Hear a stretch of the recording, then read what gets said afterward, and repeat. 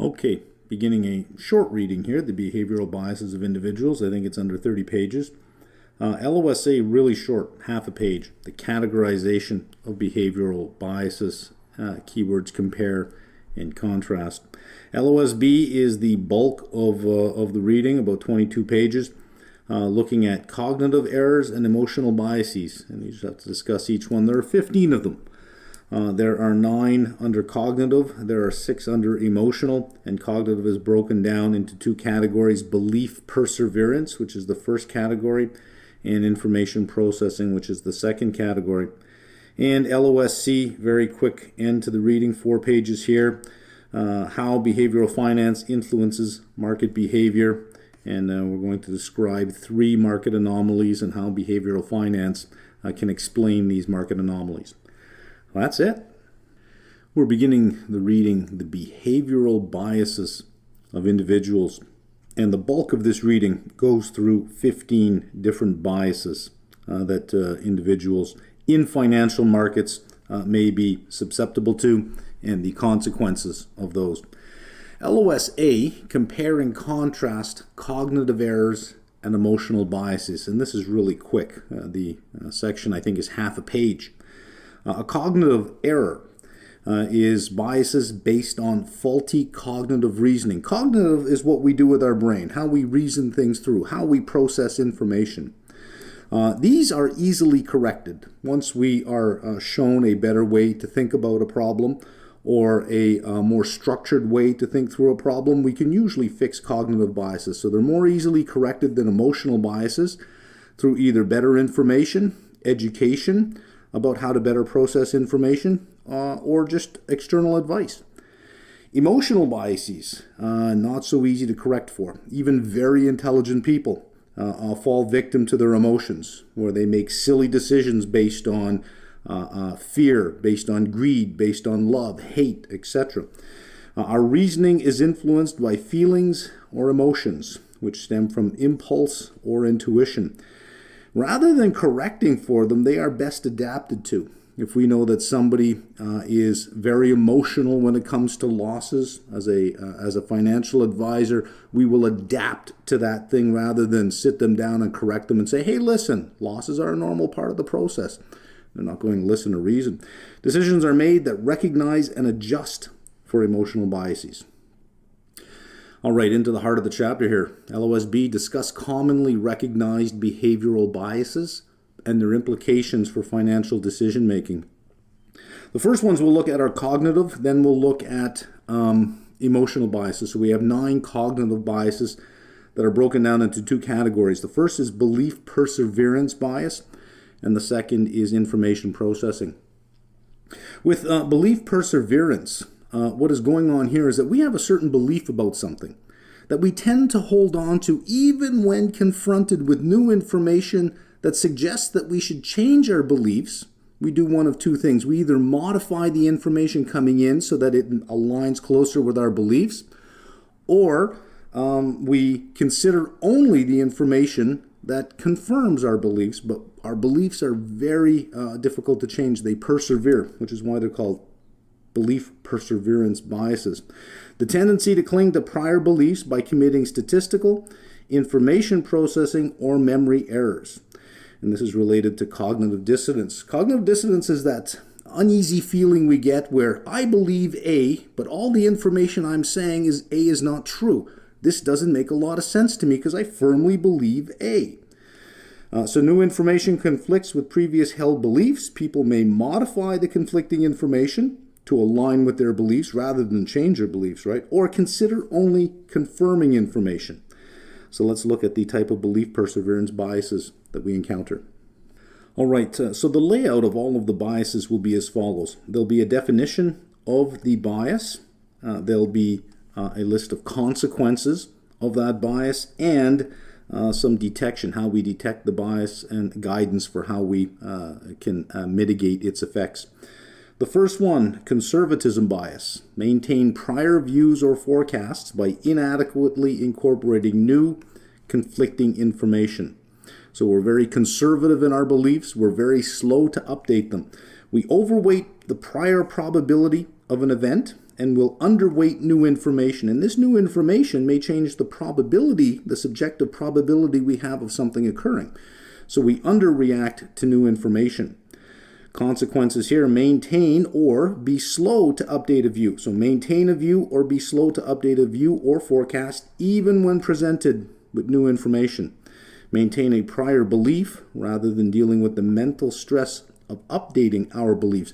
And that is a stressful thing to do.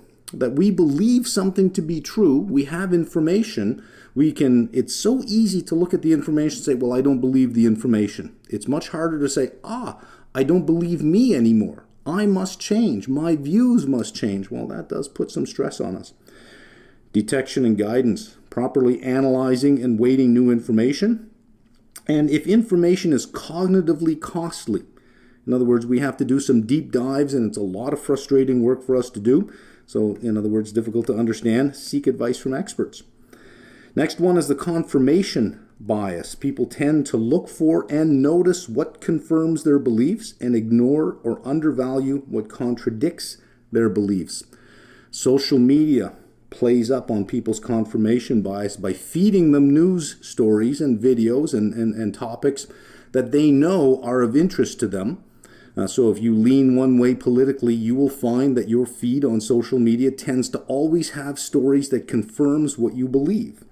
So some consequences of the confirmation bias: consider only positive information about an existing investment and ignore any negative information.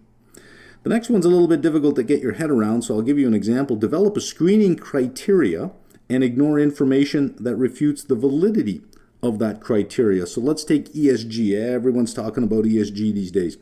And the jury is really out on whether or not ESG adds value or just adds a layer of costs. Is ESG really a social initiative, or is it just another marketing ploy by companies to say, hey, you care about this stuff, so here you go? But let's say that you believe that ESG is a complete waste of money. So you're going to screen for companies that score low on ESG because you don't want them spending money on that stuff. However, there may be a lot of information that shows that companies that score high on ESG also have higher return on investment and higher return on equity, except you're going to ignore that because you simply don't believe it. So you will develop screening criteria, low ESG scores, and you ignore information that refutes the validity of that criteria. Now, that's just an example. I don't really know if that's the case, that companies that score high have higher ROI and higher ROE. I was just laying out an example.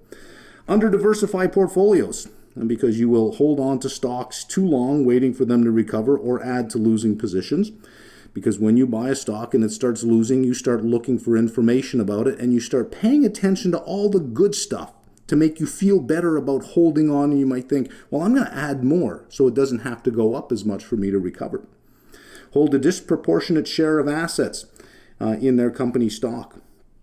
Detection and guidance. Actively seek out information that challenges existing beliefs. So if you are bullish about a stock, do your best to make the bear case. If you cannot make the bear case, you don't necessarily have to make the bull case if you can't make a bear case. But for every buyer, there's a seller, so there must be some bear case that exists. So try to do that. Or get corroborating support. Bounce it off somebody else. Representativeness bias, or representativeness bias. The tendency to classify new information based on past experiences and classifications. The easiest one to explain would be by the dip. So we have a market that's going up and it dips down and you watch it go back up and it recovers, it goes on to new highs, and it dips again and it goes back up to new highs and it dips again. You would say, well, this dip is the same as the other dips. It's just a temporary pullback and I'm going to buy and it's going to go up. So you don't really assess the situation. You're not looking at the macro backdrop. You're not looking at earnings. You're not looking at the bigger picture. You just see the dip and you say, a dip means buy the dip. All the other dips were bought and it worked out. This is the same thing. So you're classifying this new information based on the past experience and classification. So basically stereotyping. Buy the dips is that rule of thumb that just says, well, dips are temporary pullbacks until they're not, right? Okay, so types of this bias: base rate neglect and sample size neglect. Base rate is basically ignoring the real probability of something happening, and you're just categorizing something without considering the probability.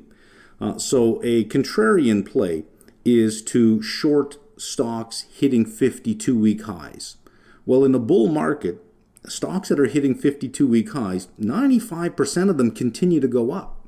But you think that, well, they're hitting 52-week highs, no one's going to buy at this price, everyone's going to wait for a pullback, so I'll short and ride the pullback down, without paying attention to the actual probability that that does happen. Another good example are penny stocks. You hear a story about somebody who bought a stock for 5 cents and it went to $8. However, that is 1 in 10,000 that will do that. But you then look at other penny stocks and you have this in your mind and you overweight the probability that it will happen to you. So you categorize these penny stocks as really, really great deals to buy now without considering the probability of them actually hitting. Sample size neglect is to make inferences about a larger population based on a very small sample. And small samples have huge variability. Assume small samples are representative of the population. Consequences here: adopt a view or forecast based almost exclusively on individual specific information or a small sample. Individual specific information: hey, I bought a penny stock for 5 cents, it went to $8. That's why I got this beautiful boat. And so you start looking at penny stocks and you start thinking the possibility for all of these are there. I'm going to buy a whole bunch of them. Or basically basing your information on a small sample. Update beliefs based on simple classifications rather than deal with the mental stress of updating your belief. Detection and guidance: be aware of statistical mistakes. You'll find that for a lot of the cognitive errors, be aware. Just be aware is one of the guiding factors. Think about the probability before classification and be sensitive to small sample sizes. The illusion of control bias. People tend to believe they can control or influence outcomes when in fact they cannot. All right, some consequences of this particular bias, and I'm not a big fan of these consequences. I find that they're sort of jammed in there, and they're not really supported very well in the reading. That if you read the support for each of these consequences, especially the second one here, there's no attempt to even tie this to illusion of control. It simply just says trade more than is prudent, and research shows that portfolio turnover is negatively correlated with performance. Well, what does that have to do with the illusion of control? So you're left, sort of connecting the dots yourself. So I'll try to connect the dots as best I can, but I'm not a big fan of the second one, and I'm not really a big fan of the first one either. I just feel that it's kind of pushed on you and saying, look, okay, let's just accept this. But it's inadequately diversify portfolios. And if we read the support in the reading for this one, it says, it follows on by saying, research has found that some investors prefer to invest in companies they feel they have control over. So they tend to hold concentrated positions in their company stock. Research has found that some investors prefer to do that. Well, there could be a bunch of reasons why they're holding concentrated positions. I don't know so much that it's illusion of control, but if you want to make the case that it's illusion of control, you can. Although I don't know that I would run to illusion of control for some investors. If it was many investors, okay, well, now we have something. But some investors, I don't know. The second one, trade more than is prudent.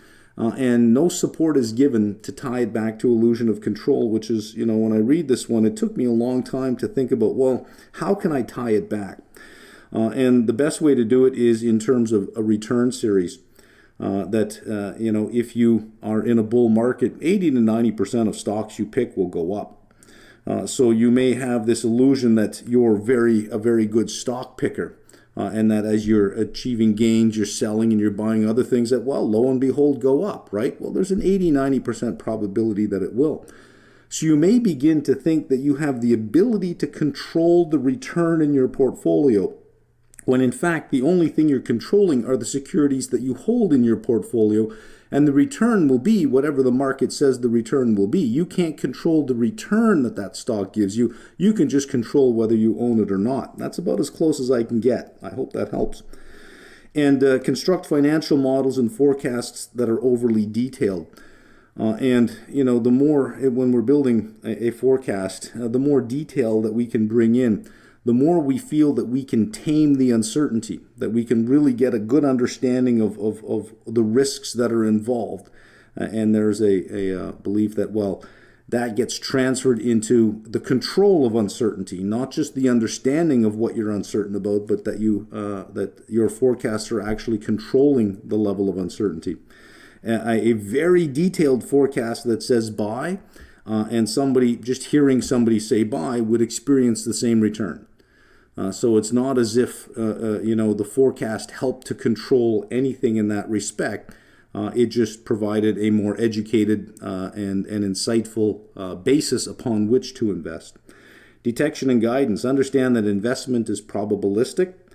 You cannot control the market. You can control the securities you own. You can control the asset classes you're in. You can control the level of risk that you take, but you cannot control the return. And, of course, seek contrary viewpoints. Hindsight bias. Seeing past events as having been predictable and reasonable to expect. And this, after 2008, 2009, for a couple of years after that, all the talking heads on all the business news networks, all the guests and analysts they had on, talked about, that event as if they saw it coming, as if they knew that it was happening. And it didn't seem like anyone went on and said, "Whew, man, did that catch me off guard? I had no clue whatsoever that was going to happen." They all seemed to know. Look, all the signs were there. We all knew what was going on. We could read the tea leaves. Well, if that were the case, how come it was, such a shock, right? So people tend to, look back on an event and believe that, oh, well, we saw that coming. That was predictable. The future is not predictable. So what is going to happen over the next week is not predictable, but having happened, looking back on it, we might think that it was predictable. We tend to remember our own predictions as well as having been more accurate. So consequences here, we overestimate the degree to which a prediction was accurate, which leads to overconfidence. Again, the bull market thesis that, almost anything you buy in a bull market will deliver some kind of return. Whether it's a higher risk-adjusted return than you could get just buying the market in general, well, that's a different question, but it'll still provide, more money at the end of the day than you had at the beginning of the day. Now, you may believe that, over a period of time that you were able to predict that would happen. But listen, it's a bull market. You can take somebody with no experience whatsoever, tell them to pick 5 stocks at random, and 4 of those 5 stocks will go up. The rookie, the complete rookie with no experience will make money on that one with no prediction whatsoever. So that becomes your benchmark. If you could take 5 stocks at random and they go up, and you believe that you knew what was going on, did you perform better than 5 random stocks? If not, then everything was random and you didn't know what was going on. Unfairly assess the performance of others. So this is a matter of assessing versus what has happened instead of the expectation of what would happen. So let me give you an example.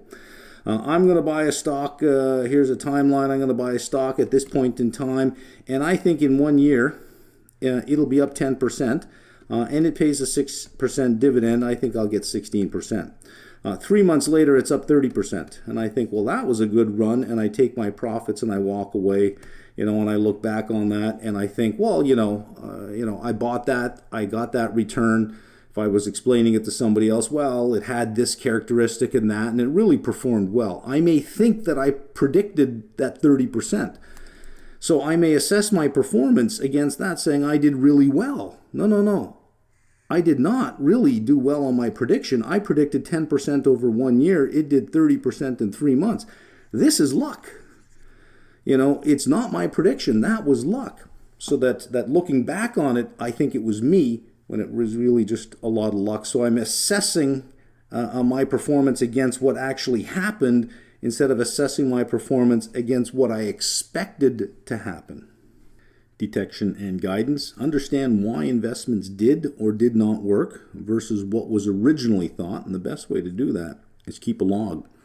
So when you make a decision to buy a particular security, document what your reasons are for buying that security and what your forecast is for the security price, for the performance of the asset, and then compare it to what actually happened. You may still make, over time, you may make money, but you may make it not based, when you look at how much of your prediction was in your return, you may find out that the prediction itself makes up a smaller percentage of your return, and luck makes up a larger percentage than you originally thought. Well, that does it for belief perseverance. The second category of cognitive errors are information processing errors, information being processed and used illogically or irrationally. The first is anchoring and adjustment bias. When required to estimate a value with unknown magnitude, people generally begin by envisioning some initial default number, and we'll call that the anchor, which they adjust up or down to reflect subsequent information and analysis. So if I say, well, how much is this asset? And you may say, well, that asset is $100. There we go. And then you start looking at different bits of information about that asset. Rather than say, oh, hang on a second, it's not $100, it's $60, you might say, well, based on the information I'm getting, it's worth something less than $100. That means you would adjust from the anchor. You come up with the 100, you're anchoring yourself to that 100, and then you're going to adjust up or down from that point. And the adjustment is usually insufficient because there's too much weight on the anchor. And now that I read that, I realize that's a pun, too much weight on the anchor. So some of the consequences here, we stick too closely to original estimates of value, and we hold investments too long or sell too early, which requires some explanation. How does anchoring and adjustment lead to that? I think something's worth $100. I'm presented now with new information that's good information, so I'm going to adjust my price up from $100, and remember, the adjustment is usually insufficient. Whereas if I revalued the asset, getting rid of the anchor altogether, I might get to $150. On this one, but I see that the price, I adjust upwards to $115, and I see the price is $125, and I think, wow, I think it's $115, it's $125, let's sell that thing. Meanwhile, it probably has a value of $150, and I should hold it a while longer. And it's the same with the downside. I may, find some negative information, and say, okay, well, it's really worth 90 at this point, not 100. But it may be selling for 75 at that point. And its true value may be 50. And I think, well, 75, it's worth 90. I'll hold that one for a while longer because it's undervalued. So we hold investments too long, especially the losing ones, or we sell too early. Detection and guidance, you need to just be aware that your mind can do this sometimes, that it can lock to an initial number and then adjust from that number. Sometimes it's better just to erase the number you had and say, okay, well, forget it. It's not worth 100. That was just my best guess. Let me start over. Mental accounting bias. This is mentally dividing money into accounts that influence our decisions based on how we classify them. So money in a checking account versus money in a savings account versus money in a retirement account, we may treat those sums of money differently, even though they may, money is money no matter where it sits, right? We'll treat one sum of money differently than another equal-sized sum of money based on which mental account the money is assigned to. This forms the mental accounting bias, by the way, forms the basis of something called behavioral portfolio theory, as opposed to traditional portfolio theory. Investors will construct portfolios in layered pyramid format, with each layer addressing a specific financial goal. So it will tend to look like this. There's typically three portfolios. You have your retirement portfolio at the bottom, which is very high on safety and income. Then you have a riskier portfolio, and finally your aspirational goals are satisfied with assets in this mental bucket if you have enough assets to get there. And it makes a lot of sense. You would think, well, for retirement, you would need a certain type of asset that you don't want to take a lot of risk with, whereas your other portfolio for money that you don't need for retirement, you're free to take some more risk with that. And if you have a lot of assets, well, then you get to take even more risk with those particular assets. It sounds reasonable. Let's have a look at one of the consequences here. You neglect opportunities to reduce risk by combining assets with low correlations. So you end up with inefficient risk and return portfolios because you'll have assets in here, you'll have assets in here, and assets in here. And if you treat each of these as separate portfolios, you ignore the correlations between some of the assets in the different portfolios. That if you took a complete portfolio perspective and optimized that way, and then decided after which assets go into which account, you would have a much better risk-return profile. Neglecting total return and focusing on income at the expense of capital gains. So this is a person who has a portfolio of a certain size, we'll call that their capital, and it's spitting off income. And that is what they're going to live on, the income. They don't want to touch their capital. So they tend to invest in assets that have a high income stream and that pay high dividends. Well, high dividend companies don't have a lot of retained earnings, so they don't have the same growth as a growth stock that pays no dividends. That if you invested instead in growth stocks, your capital would tend to start to do this, and it would start to do this. So that if you sold some of the securities to produce income, you still would not breach the original capital that you had because your capital would grow. That is neglecting total return and focusing on income at the expense of capital gains. You can create your own dividend if you have very good capital gains by selling certain securities. However, because it's in a security, it's in somebody's mental account that, no, that's my capital, no matter how valuable it gets, right? Acting safe with your principal and taking risk with your returns leads to suboptimal levels of risk in your portfolio. Detection and guidance. Hey, there's that word again, right? Awareness.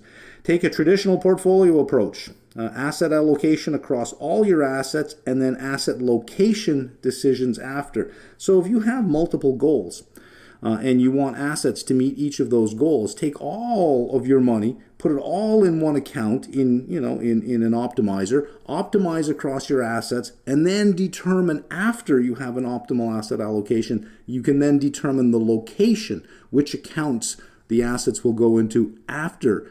And this way here, you have counted for all of the correlations across all the assets. Framing bias. A person responds differently based on how a problem is framed. Let me give you a good example of framing. You go to the grocery store to buy ground beef, and there are two packages of ground beef. One is clearly labeled 80% fat-free. The other one is labeled 20% fat. Which one would you pick up?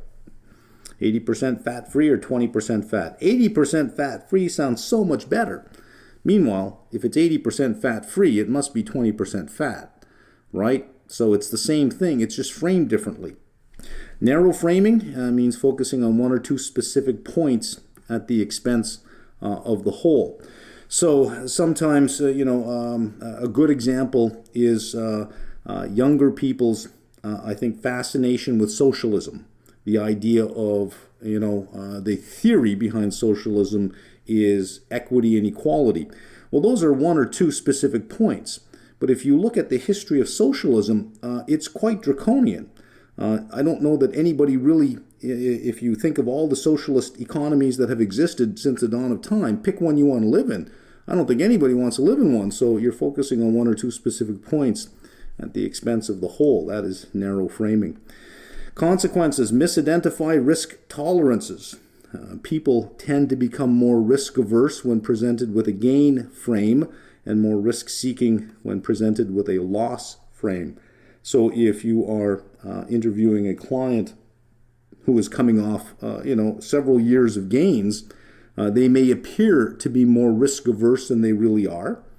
But if they're coming off several years of losses, they may appear to have a higher level of risk tolerance because of their desire to make it back. So they're willing to take more risk. So because of they're being presented with either a gain frame or a loss frame, we may misidentify their level of risk or their risk tolerance level.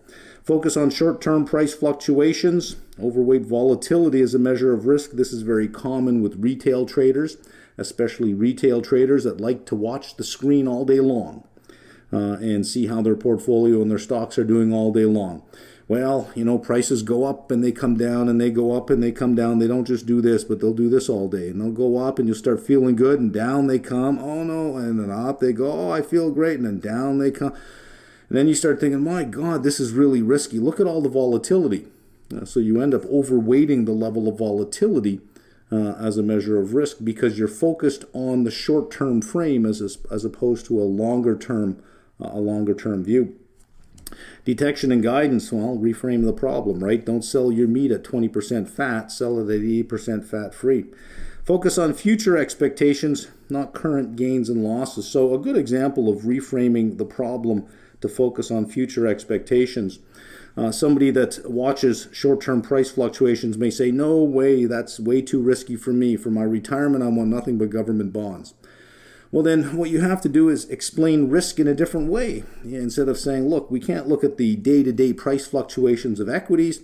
If you invest in bonds, here's the risk you run. You are not going to have enough money for retirement. So you reframe the risk as the risk of underperforming what they need to get to retire. Get them to look in the long term and look away from all that short-term fluctuation. Availability bias. We estimate the probability of something based on how easily something comes to mind. So if I say, name for me all the French Renaissance painters, and you think, oh, I don't know any of them. Maybe it's just something you don't know about. And then I said, of all the painters out there, what proportion do you think are French Renaissance painters? You might say, I don't know, 0%, 1%. Because nothing comes to mind. But let's say that all you knew were French Renaissance painters and you could name 6 or 7 of them. And I said, of all the painters that have existed, how many have been French Renaissance painters? You might say 20, 30%. So you're estimating probabilities based on how easily something comes to mind or the lack of it coming to mind. So we can see that if we're estimating probabilities based on how easily something comes to mind, something that is easily recalled or easily recalled outcomes will be perceived as more likely. Different sources of availability bias. We have retrievability, categorization, narrow range of experience, and resonance. Retrievability, an answer or idea that comes to mind more quickly will likely be chosen as correct. For categorization, if you can't name an instance of something, you may conclude that the category is small. On the other hand, if you can name a lot of instances of something, you may conclude the category is quite large.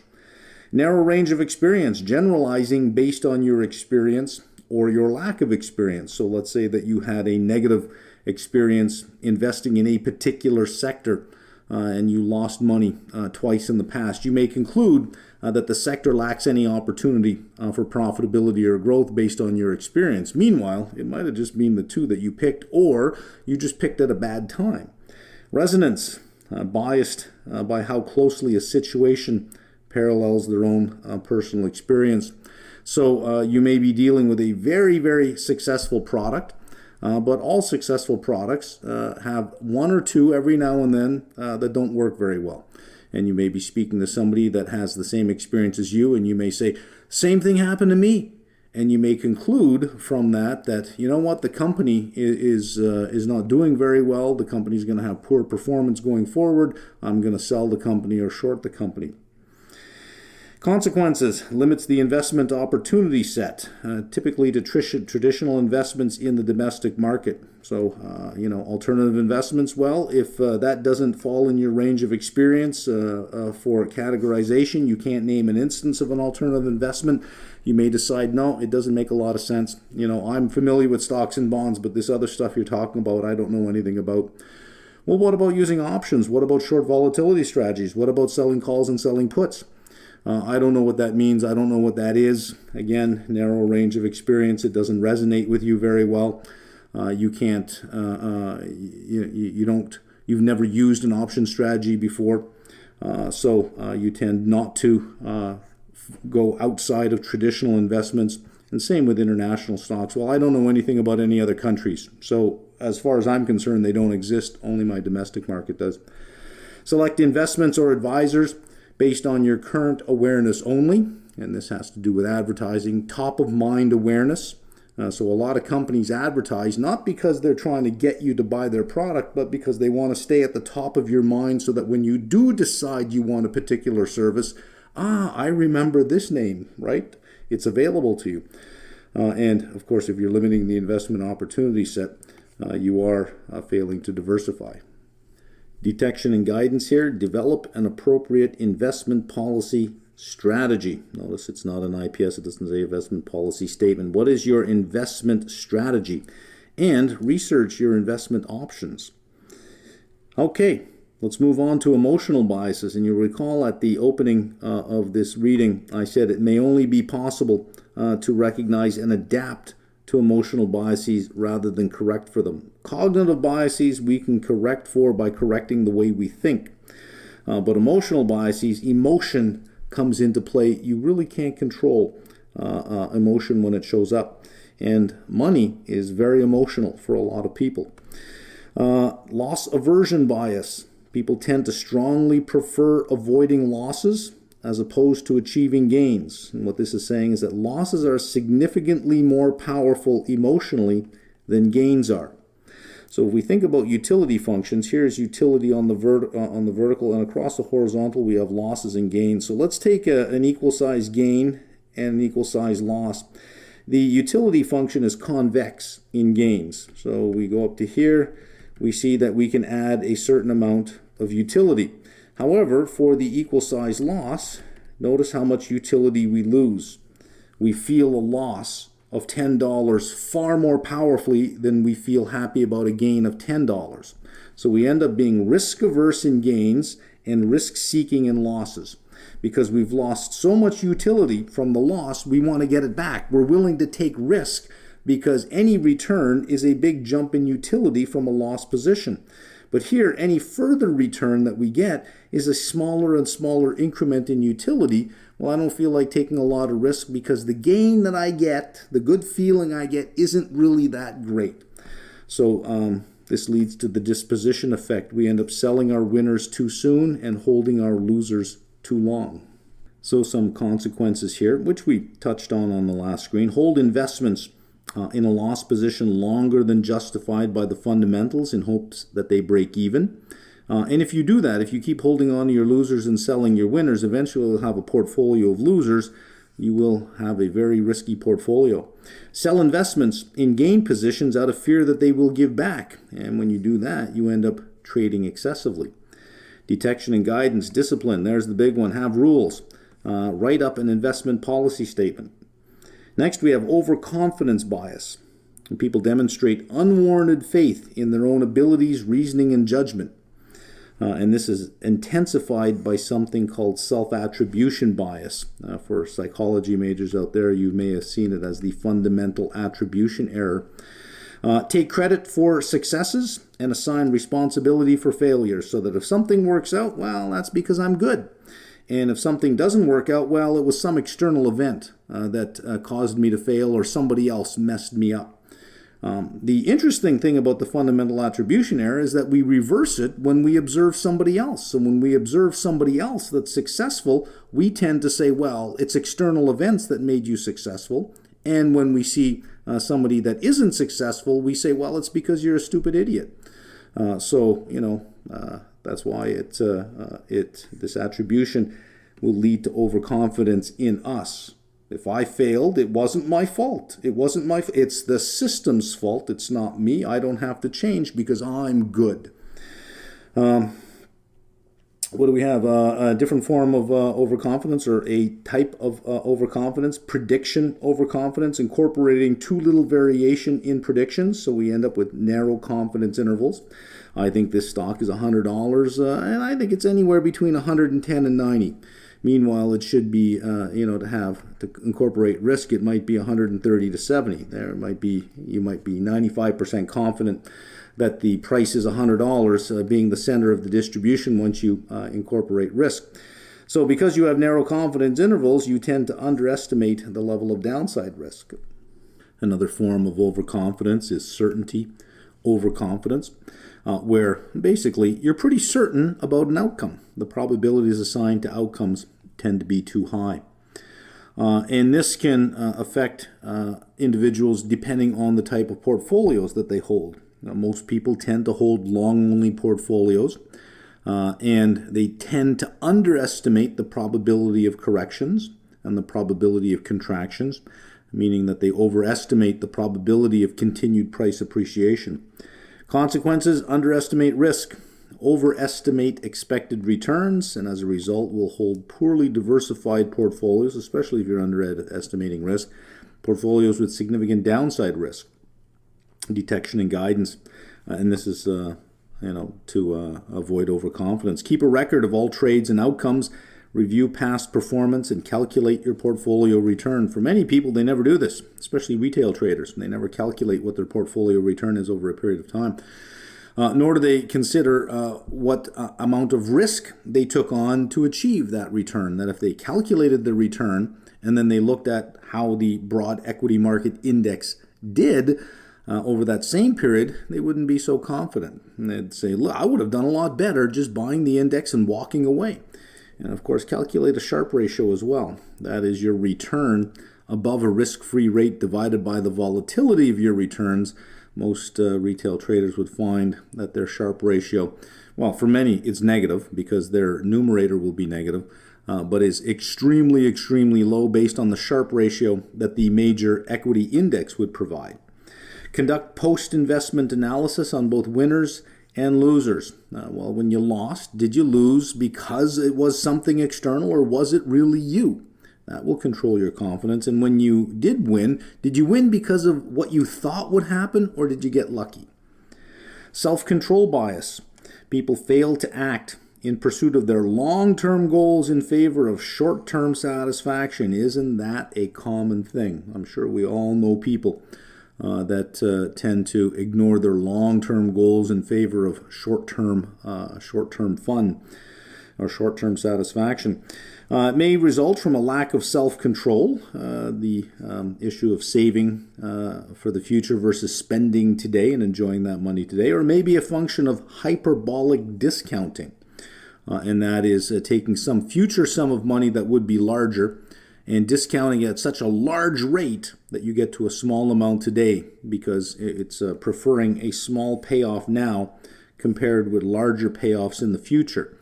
When you're discounting that large payoff, you have to discount it with a very large rate. That's why it's called hyperbolic discounting, to get to that small amount, so that you're saying, because of the large rate that I discounted at, I'm indifferent between the two. But if you actually did the math and discounted it, you would say, whoa, if there was ever an investment that provided that level of return, I would definitely take it. Yet people forego that all the time. Consequences here: save insufficiently for the future, which may result in accepting too much risk in portfolios in an attempt to generate return. So you get to a certain age where you say, I am not going to make my retirement goals, unless I save significantly more, but there's not that much time for it to grow, so I need to take a lot more risk with my investments. Borrow excessively to finance present consumption. Gotta have that boat, gotta have that car, gotta have that big house today. Well, you're pulling all your forward income forward and to enjoy all of that stuff today. Detection and guidance. Have a proper investment plan and have a budget and put it in writing. The act of actually writing it down reinforces it in your mind. Maintain an optimized strategic asset allocation and then rebalance periodically back to that optimal allocation. Status quo bias. People choose to do nothing instead of making a change, even when change is warranted. So a good example of how to take advantage of status quo bias was this. There was a time where employees would opt in to a defined contribution pension plan where they would contribute a certain amount of money to their pension plan and the company would match it. Well, the employee would have to opt in. They'd have to check a box on a form to opt in. Most did not opt in. So that ended up being scrapped, and now the box is automatically checked and employees have to opt out. Well, they don't opt out. That's status quo. They choose to do nothing instead of making a decision. Okay, well, I'm in. As opposed to saying, I'm not in. Should I go in? That's a decision you have to make, and people tend not to make decisions. Positions in portfolios positions tend to be maintained largely because of inertia rather than any conscious choice. And that's in contrast with endowment and regret aversion biases, where the same thing happens, positions are maintained. But with status quo